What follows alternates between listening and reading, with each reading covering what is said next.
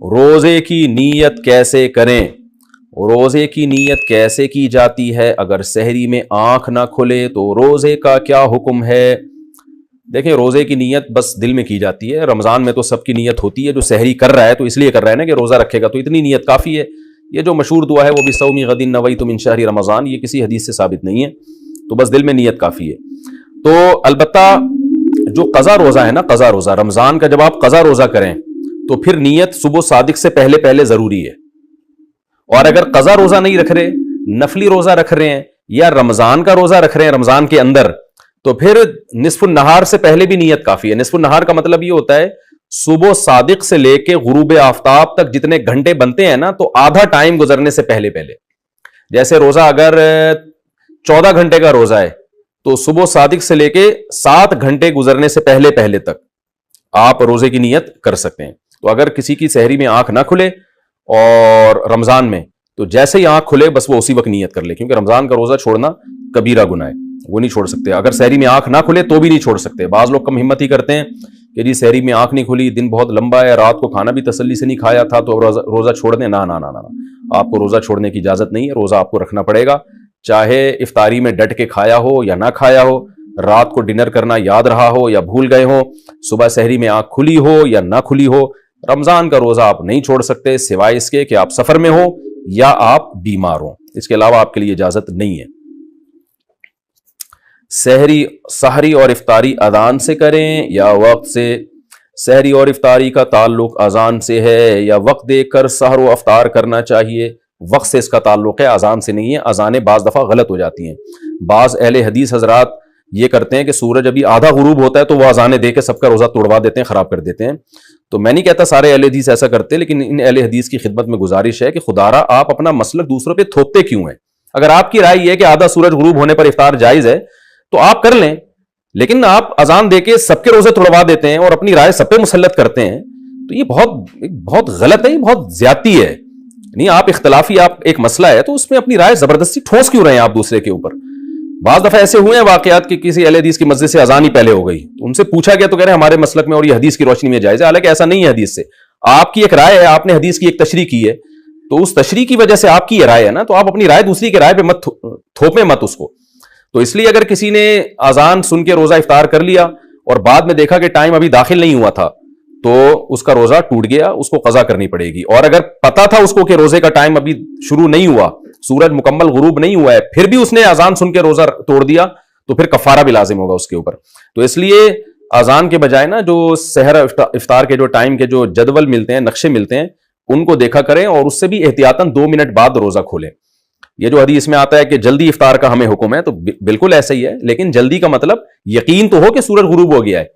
تو یہ جو نقشے ہمیں ملتے ہیں جن میں سورج غروب ہونے کا ٹائم لکھا ہوتا ہے، یہ احتیاطی ٹائم ہوتا ہے، یقینی نہیں ہوتا، یعنی 100% اس پہ یقین نہیں ہوتا. لہذا اس میں کم از کم 2 منٹ کی احتیاط لازمی کیا کریں.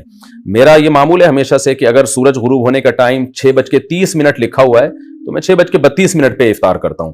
تو سحری میں بھی بہتر ہے کہ 1 منٹ پہلے بند کر لیں.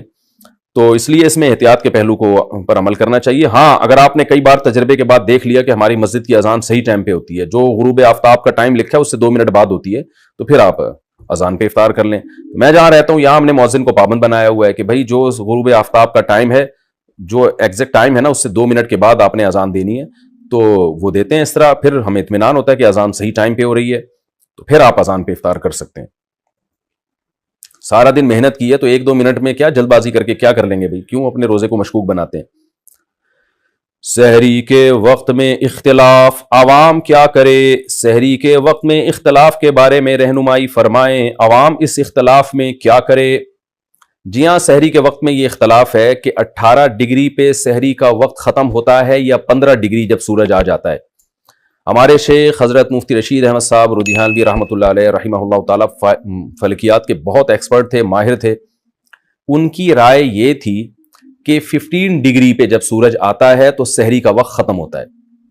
اور وہ آج کل جو نقشے چل رہے ہیں نا، اس سے تقریباً 15-20 منٹ کے بعد وہ ٹائم شروع ہوتا ہے. لہذا اگر عام نقشوں میں ٹائم لکھا ہوا ہے کہ جی 5:40 پر لکھا ہے سحری کا ٹائم بند ہو رہا ہے، تو مفتی رشید احمد صاحب رحمہ اللہ تعالیٰ نے جو نقشے چھاپے ہیں ان کے مطابق وہ 5:40 کے بجائے 5:50 یا 55 ہوگا, 5:55 چل رہا ہے میرا خیال ہے. تو یہ 15 سے 20 منٹ کا اختلاف انڈیا پاکستان میں. لیکن جب آپ ناروے یا ان ملکوں کی طرف جاتے ہیں, یورپ کی طرف, تو یہ ٹائم اور زیادہ بڑھ جاتا ہے, یہ اختلاف کا جو ٹائم ہے. لیکن دارالعلوم کرنگی اور بنوری ٹاؤن وغیرہ کی رائے یہ ہے کہ 18 درجے پہ جب سورج ہوتا ہے تو پھر سحری کا وقت ختم ہوتا ہے, اور اس کے مطابق جو نقشے آج کل چھپے ہوئے ہیں وہ اسی کے مطابق چھپے ہوئے ہیں, وہ ٹائم ذرا جلدی ختم ہو جاتا ہے.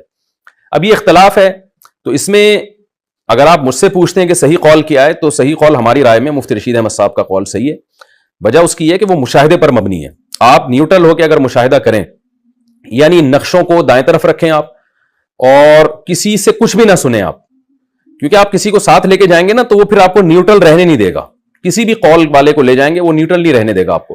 آپ نے بالکل نیوٹرل ہو کے آپ چلے جائیں کسی ایسے گاؤں دیہات میں جہاں مطلع صاف ہو, اور آپ دیکھیں صبح صادق کا ٹائم خود دیکھیں. کسی بوڑھے کو لے جائیں جو صبح صادق دیکھ کے بتاتا ہو کہ صبح صادق کب ہو رہی ہے اور صبح کاذب کب ہو رہی ہے, اس کو یہ اختلافات کا نہ پتا ہو. بالکل نیوٹرل آدمی کو آپ لے کے جائیں تو, اور وہ مشرق کی طرف دیکھے, تو ایک روشنی پہلے جو ہے وہ ایسے لمبی امود میں آئے گی, یہ صبح کاذب کہلاتی ہے, جھوٹی صبح.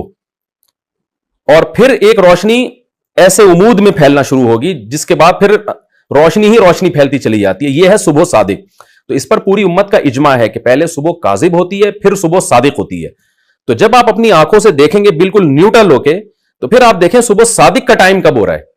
تو جو ٹائم ہے اس کو نوٹ کر لیں, تو وہ مفتی رشید احمد صاحب کے نقشے کے مطابق ہوگا. یہ میں نے ان لوگوں سے پوچھا ہے جو بالکل نیوٹرل ہیں, جو گاؤں دیہاتوں میں اختلاف جانتے ہی نہیں ہیں. تو آپ کہیں بھی دنیا میں جائیں گے نا تو اس طرح سے آپ کو پتا چل جائے گا. لیکن بہرحال اختلاف ہوتا ہے. دوسری طرف بھی علماء ہے تو ان کی ایک رائے ہے. تو جس آدمی میں تحقیق کی صلاحیت ہو, اس مسئلے میں تحقیق کر سکتا ہو, اور تحقیق ایسے ہی کرے گا کہ وہ نقشوں کو ایک طرف رکھے جا کے مشاہدہ کرے, تو وہ تو مشاہدے پر عمل کرے اپنے. اور جس میں تحقیق کی صلاحیت نہیں ہے تو ایک عامی آدمی پھر یہی کرتا ہے کہ بھئی جس طرف جمہور علماء ہیں ان کی رائے پر عمل کر لے, اور احتیاط والی رائے پر. احتیاط والی رائے یہ ہے کہ آپ سحری تو کر لیں دارالعلوم کرنگی کے نقشے کے مطابق, سحری یعنی جلدی روزہ بند کر لیں آپ, اور فجر کی نماز آپ مفتی رشید احمد صاحب رحمۃ اللہ علیہ کا جو نقشہ ہے اس کے مطابق پڑھیں, یعنی 15 منٹ لیٹ پڑھیں آپ. تو اس میں آپ کی فجر کی نماز بھی بالاتفاق صحیح ہو جائے گی سب علماء کے نزدیک, اور روزہ بھی آپ کا سب علماء کے نزدیک ٹھیک ہو جائے گا. تو یہ احتیاط والی رائے پر عوام عمل کرے. عوام کو ہم یہی مشورہ دیتے ہیں. باقی میرا اپنا معمول اور جو مفتی رشید احمد صاحب کا معمول تھا, اور جامعۃ الرشید کے بہت سے جو ماہر فلکیات ہیں ان کا معمول یہی ہے کہ وہ رمضان کا روزہ بھی مفتی رشید احمد صاحب رحمۃ اللہ علیہ کے نقشے کے مطابق رکھتے ہیں, کیونکہ اس رائے پر ان کو 100% اطمینان ہے. لیکن بہرحال اختلافی مسئلوں میں انسان اپنی رائے مسلط نہیں کر سکتا, اور خاص طور پر عوام میں. تو میرا یہ معمول گھر کے اندر تو ہے, لیکن میں پبلک پلیسز میں مفتی رشید احمد صاحب کی رائے پر عمل نہیں کرتا. پبلک پلیسز میں کہیں بیٹھے ہوں یا کہیں رشتہ دار آئے ہوں, مہمان ہوں, تو پھر جس ٹائم پہ سب سحری بند کر رہے ہیں ہم بھی اسی ٹائم پہ بند کرتے ہیں, تاکہ خام خامے کوئی جھگڑا نہ ہو, کوئی لوگوں کو اشکالات نہ ہو. ایسا نہ ہو کہ میں دیر تک کھا رہا ہوں تو لوگ پوچھیں مفتی صاحب سحری کا وقت ختم ہو گیا, ابھی آپ 15 منٹ بعد کس خوشی میں کھا رہے ہو, ان کو کون سمجھائے گا. تو ایک لوگوں میں ایک کنفیوژن پیدا ہوتی ہے, اختلاف پیدا ہوتا ہے, جھگڑے پیدا ہوتے ہیں. ایسا کام نہیں کرنا چاہیے جس سے لوگوں میں ایک اختلاف پیدا ہو. تو اس وقت ہم اپنی رائے چھوڑ دیتے ہیں, ہم کہتے ہیں کوئی بات نہیں, کوئی دیر تک کھانا فرض تو ہے نہیں. تو میں اعتکاف میں بھی کبھی بیٹھا ہوں, تو جس ٹائم پہ سارے اعتکاف والے جو دارالعلوم کرنگی کی رائے پر عمل کر رہے ہوتے ہیں تو ہم بھی اسی رائے پر عمل کرتے ہیں. البتہ نماز میں جلدی نہیں پڑھتا, اگر وہ پہلے ہو رہی ہے تو میں اپنی نماز میں بہرحال بعد نہیں پڑھتا ہوں, کیونکہ اس میں بہرحال احتیاط کا تقاضا یہی ہے کہ وہ دیر سے پڑھی جائے تاکہ بالاتفاق نماز ہماری صحیح ہو جائے. البتہ جب میں گھر میں روزہ رکھتا ہوں, سحری کرتا ہوں, تو چونکہ مجھے حضرت مفتی رشید احمد صاحب کی رائے پر 100% اطمینان ہے, تو پھر میں انہی کے نقشے پر عمل کرتا ہوں. لیکن پبلک میں ایسا نہیں کرتا میں, اور آپ کو بھی مشورہ دے رہا ہوں, اگر کسی کو مفتی رشید احمد صاحب کی رائے پر 100% اطمینان ہو بھی جائے تو عوام میں ایک نئی جنگ نہ چھیڑے. وہ یہ بہت غلط حرکت ہوتی ہے کہ آپ کی ایک رائے بن گئی اور آپ سب پہ اس کو زبردستی تھوپنا شروع کر دیں اور عوام میں ایک اختلاف پیدا کرنا شروع کر دیں. عوام کے لیے اتنا کافی ہے کہ جس عالم پر اعتماد ہو اس کی رائے پر عمل کریں. تو اگر بنوری ٹاؤن دارالعلوم کرنگی کی رائے پر عمل کرتے ہیں تو آخرت میں نجات کے لیے ان کے لیے کافی ہے, کیونکہ بہرحال ایک ریلائبل ادارے ہیں اور ان کے بھی علماء اہل حق ہیں. تو اختلافی مسائل میں یہی ہے.